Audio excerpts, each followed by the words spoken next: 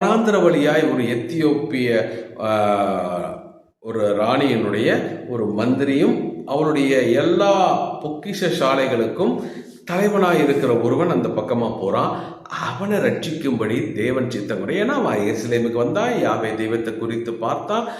அவன் ராணி வர வேண்டியதுனால வந்தானோ அல்லது அவன் தனிப்பட்ட விதத்தில் வந்தானோ எப்படியாகவே இருக்கட்டும், ஆனால் அவன் வந்தான் தேவனை பார்க்கணுங்கிற ஒரு ஆசையில வந்தான். ஆனால் அதை பற்றி முழுமையாக அறியாமல் சடங்காச்சாரமாக பலிகளை செலுத்தி அல்லது வெகுமதிகளை கொடுத்து ஆண்டவரே என்னை ஆசீர்வதியும் என்று கெட்டு போனான். ஆனால் தேவனுக்கு அது பிரியமல்ல. அவன் உண்மையான அன்பை, உண்மையான தேவனை, அவருடைய செயல்களை, கிரியைகளை, மகத்துவலை, அன்பை, ஆழத்தை உணர வேண்டும் என்று விரும்பி பிலிப்புவை அங்கே போகச் சொல்கிறார். அவன் வனாந்திரத்தில் போறான், ரதத்தோடு சேர்ந்து நடக்கிறான். அப்ப பேசுறான், ஏறி உள்ள உட்கார சொல்றாங்க. அவர் அப்ப இயேசுவை குறித்த தீர்க்க தரிசன உரை அவங்க கையில் இருக்கு.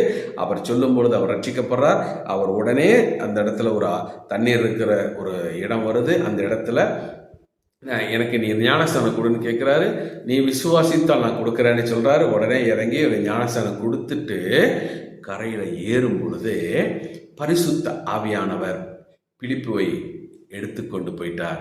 அவன் ஆசூத்திலே காணப்பட்டு எல்லாருக்கும் சுவிசேஷத்தை அறிவித்து செசரியா வரைக்கும் வந்தான் என்று சொல்லி வேதத்தில் வாசிக்கிறோம். என கண்பானவர்களே, எந்த இடத்தில் தேவை இருக்கிறதோ அந்த இடத்தை பரிசுத்த ஆவியானவர் நம்மை பயன்படுத்துவார்.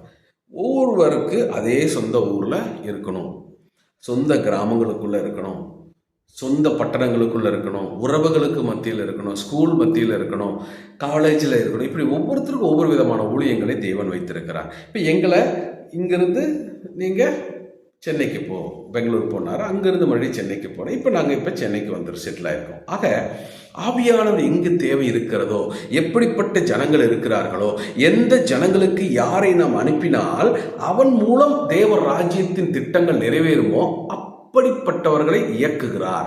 ஆகவே ஆவியானவருடைய சத்தம் கேட்டு நம்மளுடைய ஒரு சுகபோக வாழ்க்கையை விட்டு வெளியே வந்து நாம் ஊழியம் செய்யும்படி அழைக்கப்படுகிறோம்.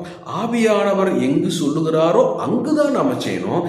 எனக்கு இங்கே நல்லா இருக்கு ஆண்டவரே, எனக்கு இந்த இடத்துல தான் நிறைய காணிக்க வர ஆண்டவரே, எனக்கு இந்த இடத்துல நான் வாழும் பொழுது நான் பெரிய ராஜ்யத்தை கட்டிடுவேன் ஆண்டவரே அப்படின்னு ஆண்டவருக்கு கிளாஸ் எடுக்கக்கூடாது. ஏன்னா அவருக்கு என்ன நடக்குங்கிற ப்ளஸும் தெரியும், மைனஸும் தெரியும். அவர்தான் ராஜா, அவர்தான் நம்மை இயக்குகிறார்.